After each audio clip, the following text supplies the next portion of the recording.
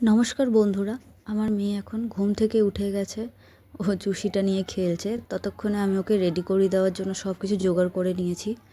তো ওর কাজলটা সবার আগে উঠিয়ে দিই, কপালের টিপটা তোলার পরে মুখটা এরকম লাগছে।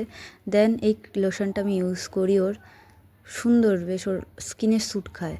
আর এইটা হচ্ছে সব কিছু করার পর যখন টিপ পড়েছে, পাউডার খাওয়া নিয়েছে। পাউডার না খেতে দেওয়াতে এই যে আমার সাথে এখন তেজ দেখাচ্ছে, একটু কান্নাকাটিও করছে সব।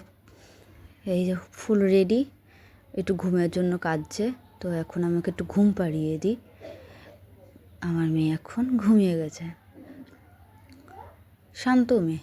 আমার মেয়ে এমনিও শান্ত, শুধু খাওয়ার জন্য আর ঘুমের জন্য একটু মাঝে মাঝে কাঁদে। নর্মালি খুবই ও শান্ত, লক্ষ্মী মেয়ে।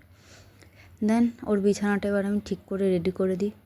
আর এই পুতুলটা হচ্ছে ওর শোয়ার সঙ্গী, ওর মারপিটের সঙ্গী। সব সময় ওকে মারধর করে। পুতুলটা বেচারি ভাবে যে আমি কোথায় কার কাছে এসেছি। দেন আমি এখানে এসেছি ওর বোতল ওয়াশ করার জন্য। গরম জলে ভালো করে ফুটিয়ে নিলাম। ওর সব কিছুই রেডি হয়ে করে রেখেছি। দুধের জন্য যে গরম জলটা লাগে সেটাও রেডি করা আছে। না, রেডি হয়ে গেছে আমার সব কিছু। এবার আমি এক ফাঁকে যাই, গিয়ে ওটাকে দেখে আসি যে ও কী করছে।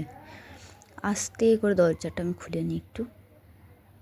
ও, মেয়ে আমার ঘুমাচ্ছে, সুন্দর করে ঘুমোচ্ছে নিশ্চিন্তে। তো এখন আমি আস্তে করে ওর কাছে যাব। ওকে, এবার এগুলো হচ্ছে আমার মেয়ের পুতুল। এখনও খেলতে পারে না সেইভাবে, কিন্তু এত পুতুল ওর এখনও জমে গেছে।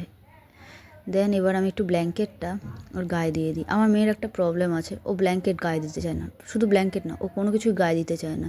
ও গায়ে কিছু দেওয়ালেই ও উঠে যায় বা ও নড়ে, খুব নড়ে ও। আর তোমাদের বাচ্চার মধ্যে এরকম কোনো প্রবলেম আছে যে গায়ে কিছু দিলেই উঠে যায় বা কিছু?